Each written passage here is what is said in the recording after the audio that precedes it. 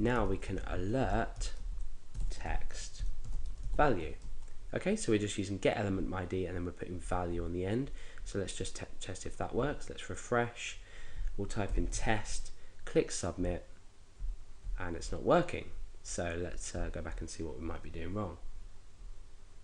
Perhaps if we change the value of this, so I could say insert text, say insert text.value, let's refresh that, type in test, click submit, no, nothing. Okay, let's try var, and let's try and refresh, test, submit, no. Oh, I think I can see the problem. We need to change this to ID as opposed to name because we're getting element by ID. So let's change this back to text just to keep things simple. We can also change that back to text there, and we can remove that. We don't need to declare it as a variable. So let's try and refresh and see if this works. Hopefully it does, then we can proceed with our code. No, it hasn't. So let's just go back to how we were. So ID insert text and insert text. Okay, so let's come and refresh, test, no. Okay, well I can see the problem. I need document.getElement by ID, obviously.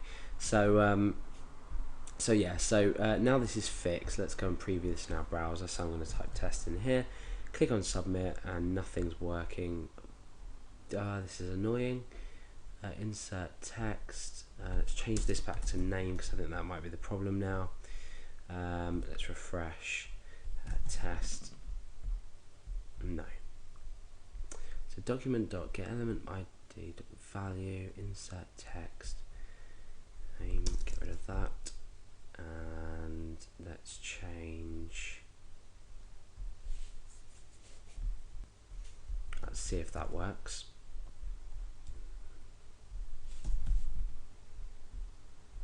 Nope.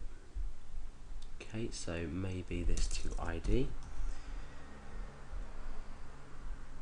Let's refresh, and A or W or something. Okay, so right, I wish I was better at JavaScript, but I'm really not, so please forgive me for that.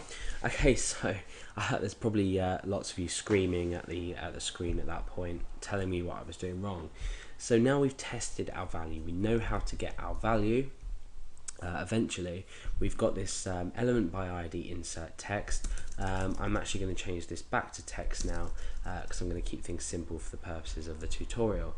So again, whatever we type in here, we just display to the screen in the text box. For now, that's just for testing purposes. So let's get rid of that. After all that hard work, let's get rid of it. Okay, so now let's go into creating our Ajax itself. So the first thing we want to do is we want to say, let's come in here and say if window dot, and we basically need to specify for different types of browsers which method we're going to use to create our XML HTTP variable, or rather what we're going to set it to.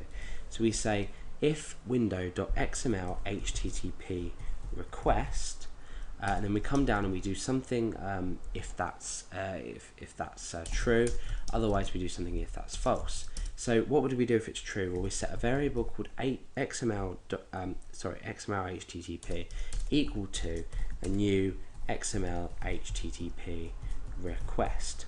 So essentially what we're doing is we're checking for this first inside the window, and then we're creating it if it's true. So that's just for different browser support. Otherwise, we want to say XML HTTP equals new, and we want to create a new ActiveX object. And the parameter that's that we put into here is Microsoft.xml_HTTP.